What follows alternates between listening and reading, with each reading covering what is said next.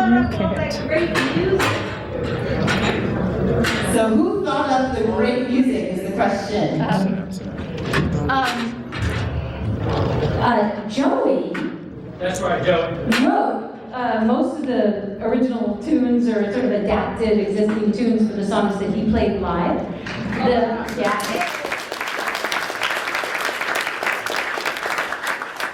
You're in what, 3 different bands? So you told me 3 different bands. The rest of the music, we first did a version of this adaptation in Baja. We put on a play at San Quentin every year, and we also put on a play in Baja every year. It's sort of opposite extremes. And we created this adaptation for our Baja group, which likes to have a lot of fun. Then we did it at Forest Meadows at Dominican University, where we have our professional main stage season every summer a couple of years ago. And now we've done it here at San Quentin. So it was adapted by my wonderful husband, Robert, who's the artistic director of Marin Shakespeare, and myself.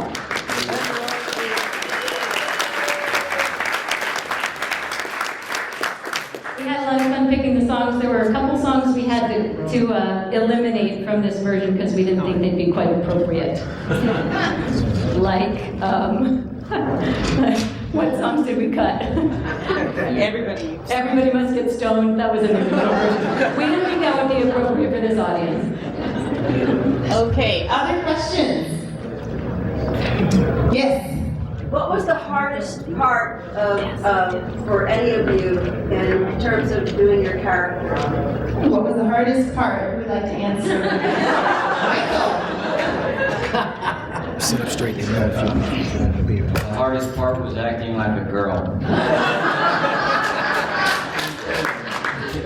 Anybody else want to answer that one? Joe? Remembering my lines was my biggest obstacle. I would say looking into the crowd, interacting with the crowd. Yeah. Other questions? I saw some. I concur with you, sister. Yes, all the way in the back. Question. How many of you guys have had previous acting experience? Can you raise your hand if you've had previous acting experience before our Shakespeare program? Not before. Before, no. So, and Luke has had. I have a little bit here and there. Great. Question? Yeah, I like to ask Luke, where did you pull from the 4-finger character traits from? Where did you get that? Thank you. Let's see, I pulled together, has anybody seen Rocky Horror Picture Show? Yeah. It's fleeting. I can't remember the character's name, I just remember. What's his name? Riff Raff! Yeah! Do the time warp again. Anyway, that and something my mother used to do oddly when she would say, if you don't read, the man is going to come to you with a hand, and she would do this. So that's something that, got me to read as a kid, among other things. So the voice, that also, I think too, I started thinking about Rocky Horror Picture Show, and it was like, hey, I like that, and it got kind of crazy, and I was messing around in the cell, learning my lines, and I went, and I went, oh, wow, So it just kept building, and then it became, man. It just became, so I hope you enjoy it.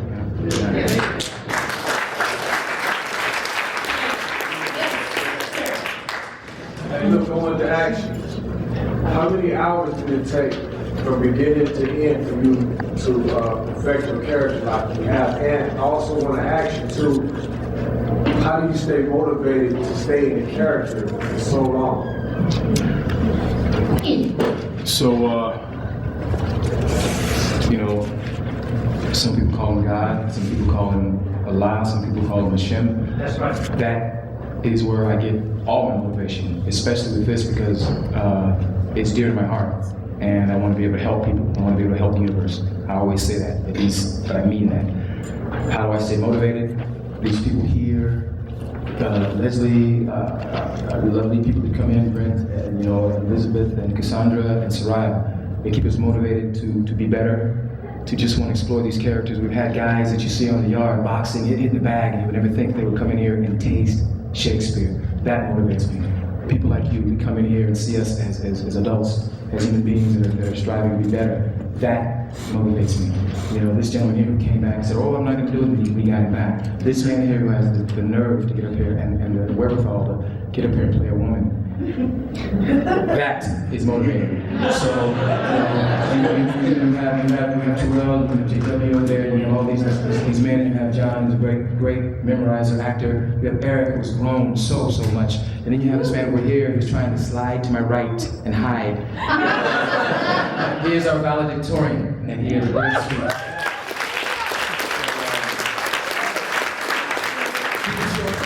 What motivates me is, like I said, Allah, Hashem motivates me, and all of this. So that's it, bro. Thank you.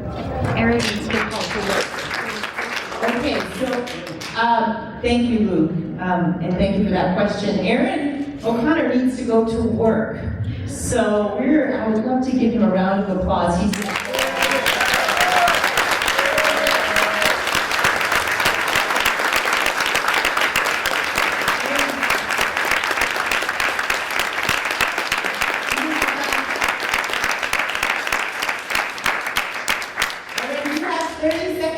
What motivates you to participate in an arts program like this? Ditto. Ditto? Okay. Ditto. I think the biggest thing is seeing people who are seeing people who are otherwise kind of introverted, kind of step out of their comfort zone. You know, Luke mentioned Angel.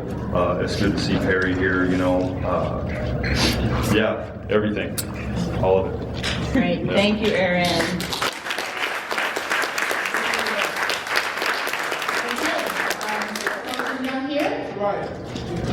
Okay, yes, all right, over here, then right over here, thank you.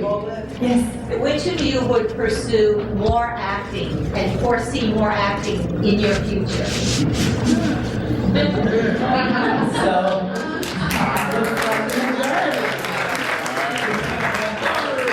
Yes. Luke, you put your heart into it. Yes, ma'am. I really love that about you. And with the fingers, it reminds me of Freddy Krueger. That was the thing. I had a really good catch. Yeah. Great. Thank you. In the back here, in the middle. Yes. You, sir. As I read the program, it talked about the disguises and the images and the facade or the face that we put on.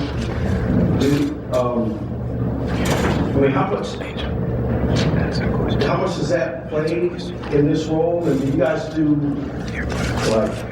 take time out to talk about this stuff in the deeper? It says right here, it says, we lose contact with ourselves and other in situations where we do not feel safe.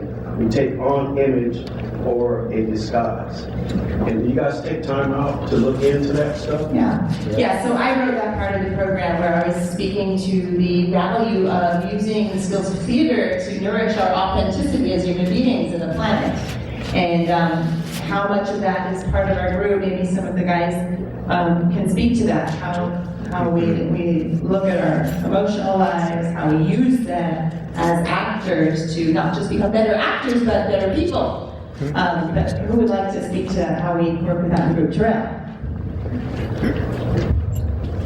Well, in a lot of ways, we have things that we want to do or want to say that we don't say. And we can take those emotions and we pour them into how we act and into our characters. And it's a way to express and get out some of the things that we otherwise probably wouldn't in the environment that we're in right now. Thank you, Terrell. Any other responses? Doesn't mean acting like a girl, though.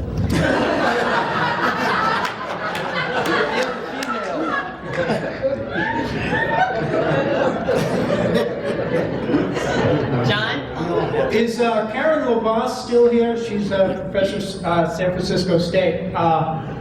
She has taught communications here many times at San Quentin, and I've kind of got a picture of the men in my group and my own development over time as a prisoner, okay, and being antisocial and growing out of that, okay, because when we go by the image that society might have of us as incarcerated men, okay, and then we're expected to act that role, that everybody has those stereotypes, and we act according to somebody else's preconceived script, right? That's what I've learned over time to get out of the box, okay? And as every role I play brings me more and more out of the box, I have more and more internal freedom versus being incarcerated. I feel more free than ever.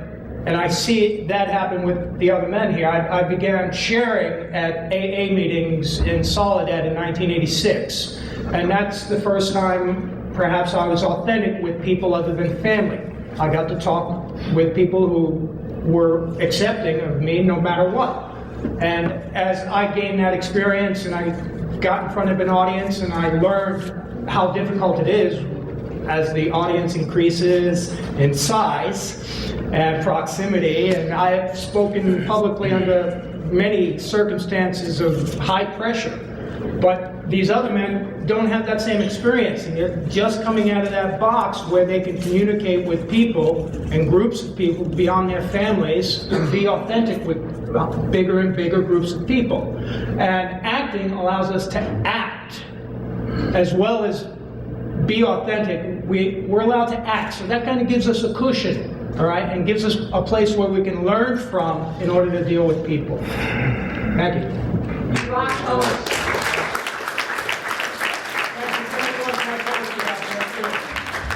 Thank you, John. Okay, other questions? Gentleman in the back? What's the benefit of doing Shakespeare in particular rather than other more modern writers? So what's the benefit of doing Shakespeare as opposed to other more modern writers? Anybody want to take that question? I can also give my 2 cents for what's the value of doing Shakespeare? J-Dub wants to say something. Okay, J-Dub. Well, I guess the simplest answer is that most of the Shakespeare plays, I've only been in 2 of them, this one including Romeo and Juliet. And most of the Shakespeare plays that I've looked at, they seem to transcend in every part of our life. Everybody knows, everybody's had a Romeo and everybody's had a Juliet. Just like these characters in this play. I'm sure you can always look at characters in this play and see that someone in your life that you ran into or someone that may act like that. And so just a simple answer for me is that I think that Shakespeare just transcends all levels of life.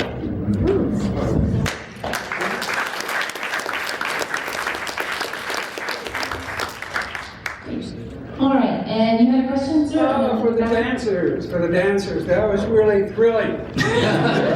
See y'all move your butts that way.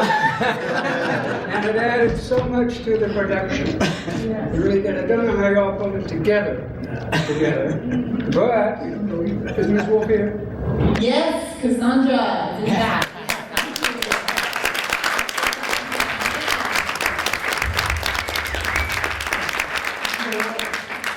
Who tirelessly worked with our dancers while we were rehearsing other scenes. She'd be coaching the dancers, another part of the room.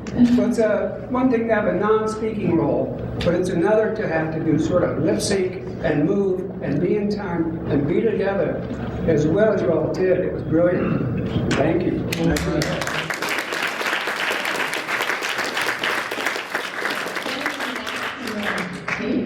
Yes, you had a question, sir? Coach? More of a couple comments and questions. I'm blessed. I know every one of these guys real well. I talk to them every day. Mr. Merrick here writes a lesson Brad. I work about 3 feet away from him at a desk, and I've been calling him Romeo all week. It's just a pleasure to see these guys do this. I'm blessed. This is the 4th time I've seen Shakespeare, and it never ceases to amaze me. You know, and I know the hard work they put into it. John up there, great man, John. We were running the club together, and John was we'd be in the yard reciting Shakespeare. People that don't know him, they think it's great. In the building practicing at night. But something interesting, I went out and after Channel 2 interviewed me, and he asked me what brings me back, and I said, we're locked up physically, but for mentally, you come here for 2 hours and you're not incarcerated. You're at ease for that. The second thing he asked me was, well, seeing as though this is a prison environment, you get the sense that a lot of guys kind of frown on guys do this. I said, well, once they come see it, they don't think that at all. They get a whole new profound respect for these guys, all the hard work that they put into it. I love it. I'm so proud of all these guys. I would give them all the hug.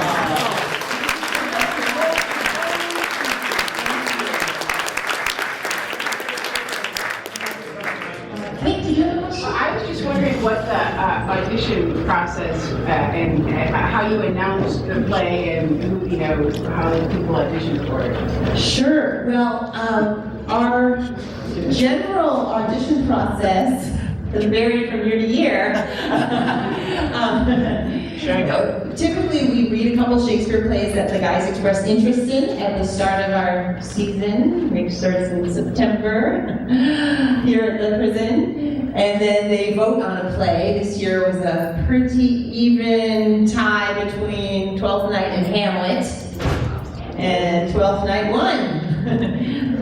In terms of audition, it's a mixture of the guys expressing interest in certain roles. So I asked them, what are the top 3 roles you'd like to play if you see a character you feel connected to? And then I and Leslie take a look at their preferences and also what we think, who we think would fit into certain roles and cast in that way. So that's the way it works. Yeah. Will the general population get to see this play? Will the general population get to see this play? No. No. You're our audience. We're so grateful. But we do have things for our film crew. We do have. So yes, I'm mistaken. You're right. You're right. So we have films of all the plays we've done here now. So actually, we could have the general population. We have San Quentin Media here, and they do all the media around. One gentleman there, Phil's, another gentleman back there. There's Mr. Kogan right there, and it's run by Mr. Larry Schneider, the television specialist. So it's a wonderful program here that we have, and they got great equipment. They got some talented editors, filmmakers. Like I said, Kogan Williams is right there, so we will get a chance to see it. You know, and.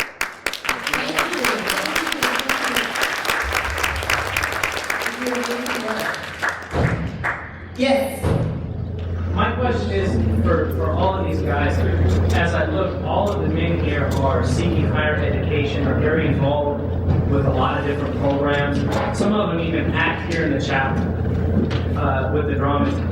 My question for you guys is, how do you guys reach out to the general population in our community here to give them and help them and inspire them with the education that is needed or the inspiration for what you guys just did, to actually reach out and touch these men and help them grow before they're released back into the community? What can you guys do to encourage that or even build a program that would be suitable for them to experience what you're experiencing? Like you said, that they can reach out and talk to people, that they don't have to bottle things up. They don't, like Joey, you made a comment in this that it taught you how to not be embarrassed by what other people think. And I think a lot of people deal with those issues.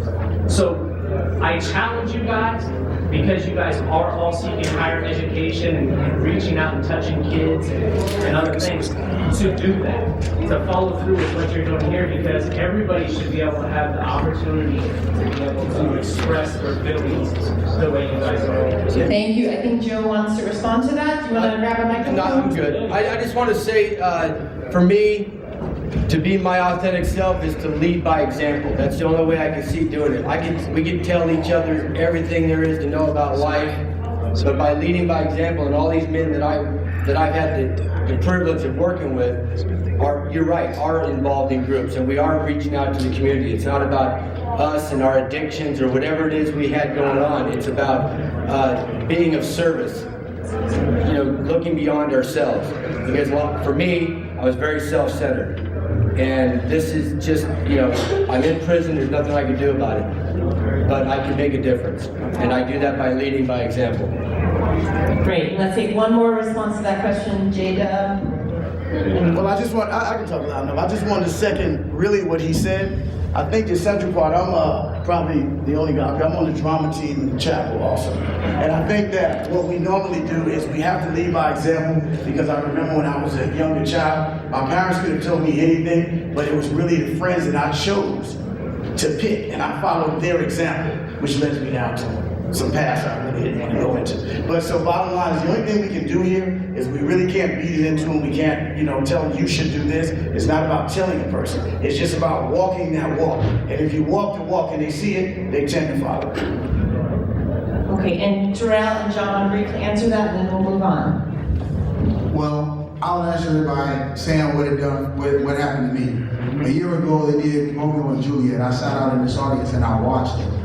And I was inspired by watching them being able to get up here and express themselves and have fun. And so after that, when they were ready to do this play, so I talked to a few people. I know most of the guys up there, I knew them already. And I was telling them how I enjoyed their show and how I probably would try it. And they encouraged me to join. And then so I came up here, and now I'm up here, sitting here talking to you guys like they were last year. And in that, I think that's they inspired me. So if they did that to me, maybe I can get up here and somebody's out there right now watching, and they'll be a part of next year's performance. That's right.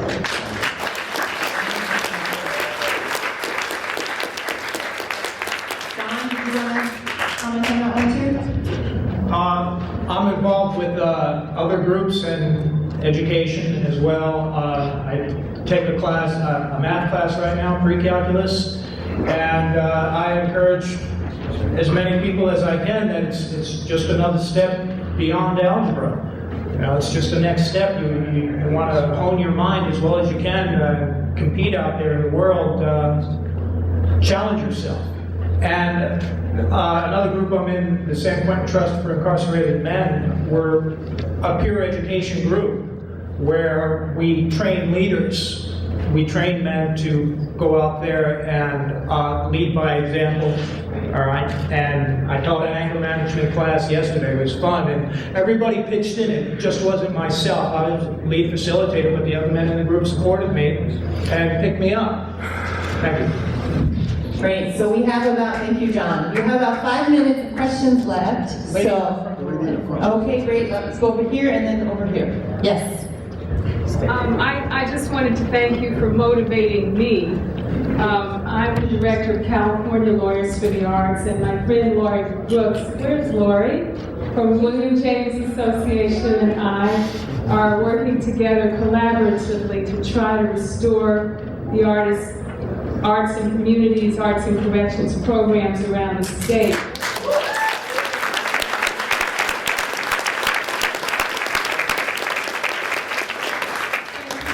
For all your hard work. I was actually on the East Coast at a funeral, and I chose to be here instead of going to North Carolina for my family reunion, which is starting tomorrow in North Carolina. And I just felt compelled to be here today, and I'm so glad that I came to see the hard work that you're doing and how it really transforms your relationships, your lives, how you're thinking about yourself, your future, your community.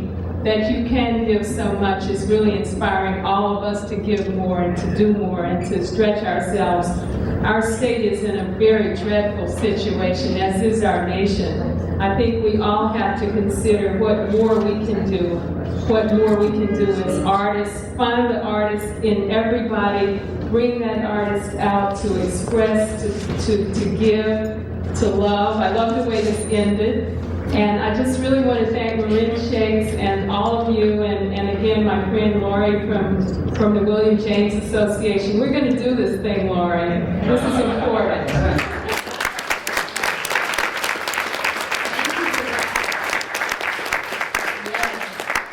It's another reminder for me how it's just like with theater, it's the behind the scenes that also keeps it going. It's your energy and the energy of all the wonderful funders and lawyers and everybody who teams up to say yes to the arts. We need the arts. The arts are our life and soul. So thank you. Okay, over here, somebody had a question, and then over here? Yes. Yeah, will this performance be repeated and will the other prisoners all get a chance to see it? Will this performance be repeated, and will other prisoners get a chance to see it? We will not repeat this performance, most likely, but because the performance has been filmed, the prisoners would be able to see the performance on their TV. Yes. The last time I was here was when Tookie Williams was in the death chamber, and it was at nighttime. And just to come back here in the daytime and for an entirely different situation, one that's bringing life as opposed to taking life, is definitely a positive way to look at the incarceration of so many people.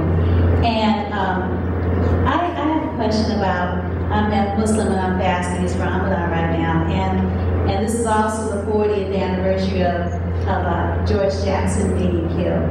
And I was wondering, some of you all sitting there have life sentences, like without parole perhaps.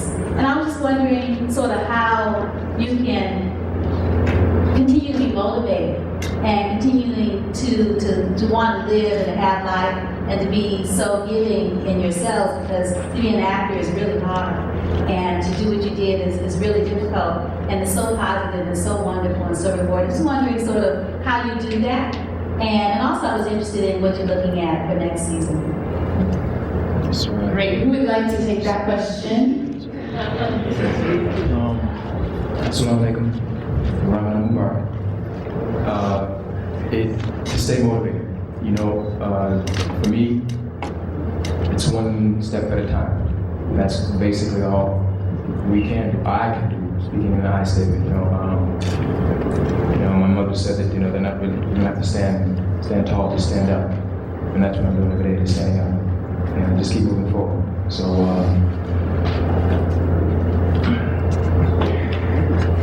I'm fighting a life sentence. I was wrongly convicted, but there's nothing I can do about it until then. So, what do you do to keep your sanity? You go to school, you talk to people, you come to places like this, where people like Soraya tell you that you can do it, because I really felt I couldn't do this. But she made me feel like I could. And I almost didn't come, but I'm here. And it's like people from the education department and from college that come and see me and other groups. We do this to keep our sanity, at least for me, to keep your sanity. I gotta stay straight for my mother's sake. My mother was here at graduation last month, and I was so happy. I wish she could be here right now, but she is with me. So, for me at least, it helps me keep my sanity.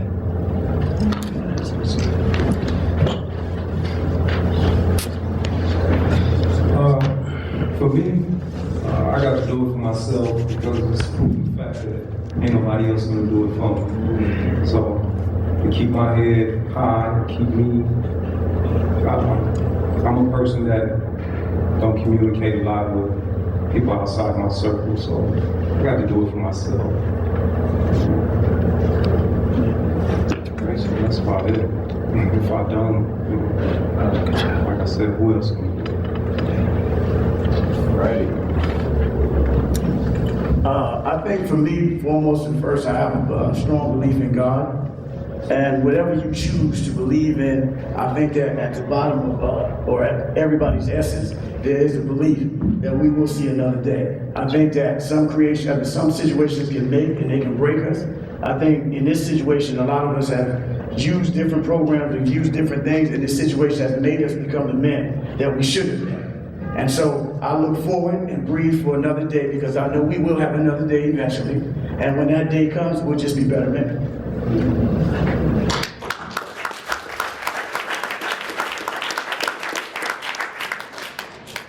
I took a life 26 years ago. I confessed and pleaded guilty to second-degree murder, and I was sentenced to 15 years to life. It's hard being denied at the parole board. I think maybe perhaps I keep myself too busy, but the best way I can look at it is to say that I took a man's life, and I have a lot to give the community back for taking that life. There is a great burden on my soul to give back. So I do it through the art, I do it through theater, I do it through writing poetry, I do it through being equipment manager for the baseball team since 1997, facilitating in the trust group and attending AA and sharing genuinely, and being here for these guys and encouraging them. and being as true to myself as I can.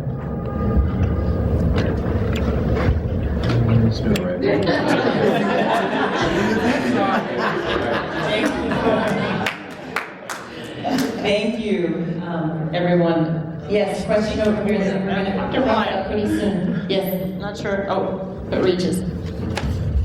What was the best part about being part of this program? Great, I'd love to extend that to the guys and also to our students. So, who wants to? I just think it's just Yes, Michael and then Terrell?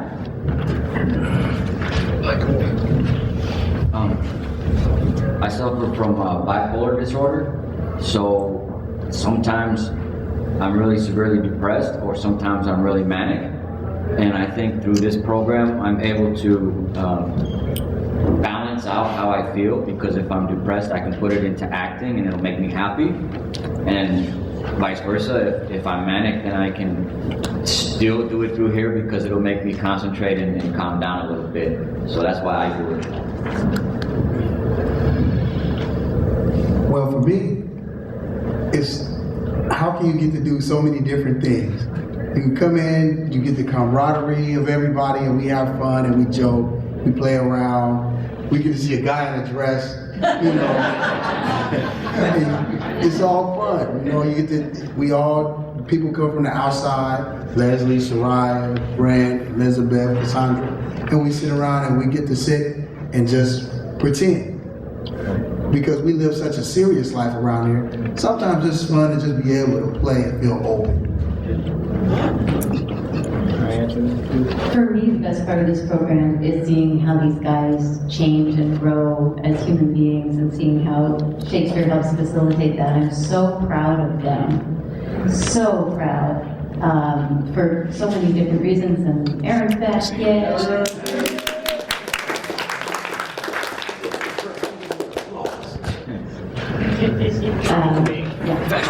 Okay, let me tell you the truth. Y'all don't see the other half when we get to practice in the building. and what it is that really, I mean, we all have different attitudes, we all have different little things we go through, but what's great about it is that we can all come to a final conclusion, and this is normally the final conclusion. So we all go through our little things, but the bond that we kind of make between each other. I mean, we speak to each other. It's not just Shakespeare. We speak to each other during the week. We talk to each other during the week. And essentially, I believe that's what life is about. It's about making connections. It's about having a positive support group around you. And so for me, it's just an extension of my positive support group, and that's why I like it.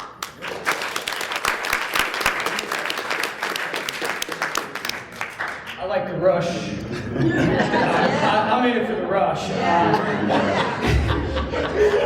First time I'm in the group with acting with Soraya after we chose Much Ado About Nothing in 07 or 08, and she has got it. I mean, wham! That charisma's there, and it's a real thrill acting up against such a professional as Soraya. But I knew I had it this year when I kind of had somewhat of that same effect on Angel with my line, "I could not stay behind you. My desire more sharp than filed steel did spur me forth." I mean, it had him. Then I knew I had it.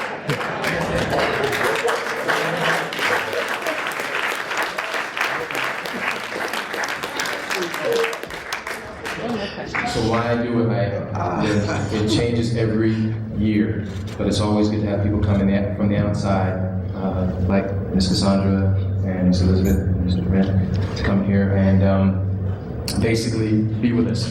But I do it because if I didn't, I work with some great guys at San Quentin newspaper, and they would probably kill me if I stayed there acting a fool like this at work all the time.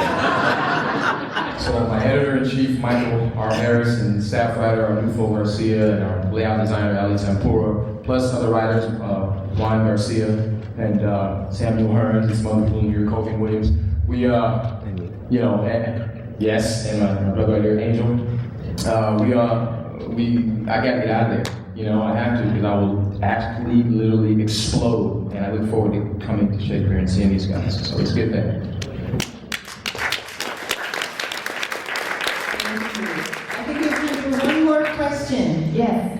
I'm just concerned because I'm also an actor, and one of the things after a performance of such amazing magnitude is the down that follows. I just hope that you carry with you all this energy and let it keep you going till the next time. Okay? Yes, so would anybody like to speak to that, how to deal with that can often happen for me too when I'm doing the show, the down that follows the high of the show. Yeah, you got it, Mike. I can answer it for me by saying that here at San Quentin is such a unique opportunity. There are so many programs. Most of us are so involved. We barely have time to say, hey, how you doing? You know, I mean, between the education and the outside work, and it's just, you know, it's going to be a bit of a crash and burn here in a minute. But it just, you know, everything just keeps going on. There's so much to do. There's so much to be done. So, but thank you. And I think one thing that we're learning in this acting program is to really how to be with all of our emotions, how to hold all of the humanness that we are, not indulge anything and make a big story out of it, not push anything away and try to avoid it. It just gets worse, right? But you know, if we feel a little down, which we might not. You might feel great. Then we learn to be with that. If we feel great, we're with that. Okay, last question, really. No disrespect to the men on the dais here, but I'm really curious to hear from the actors from the outside, the experience of working in this environment. So, Brent or Elizabeth?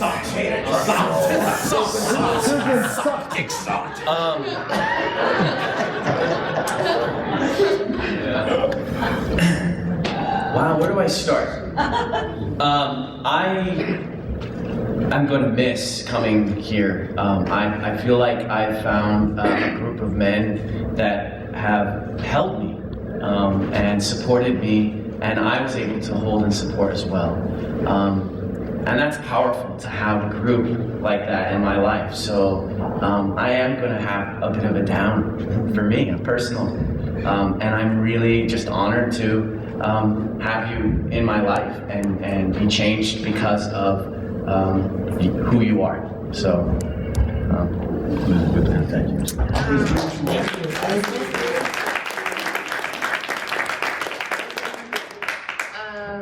Yeah, to echo what Brent said, it's been incredible.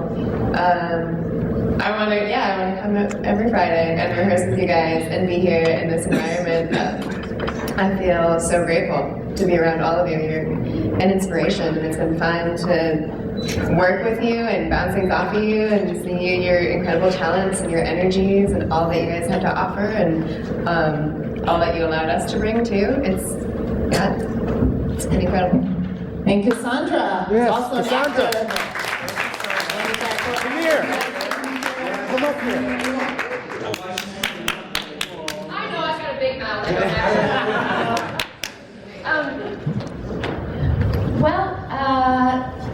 I think that the biggest thing for me working with the guys was just that it reaffirms my belief in what I'm doing and the ability to grow and change as human beings, because I mean, I forget that on my own, and it's awesome to be reminded, and then to be able to, you know, take it out to my friends and my family and just people that I meet, and they say, oh, what's it? Oh, that's right. Oh, what is it? What is it? And it's kind of fun to turn it on the head and be like, well, I'd much rather be hanging out with the guys than here at work right now. It's a blessing to be able to share that. Thank you guys. Thank you.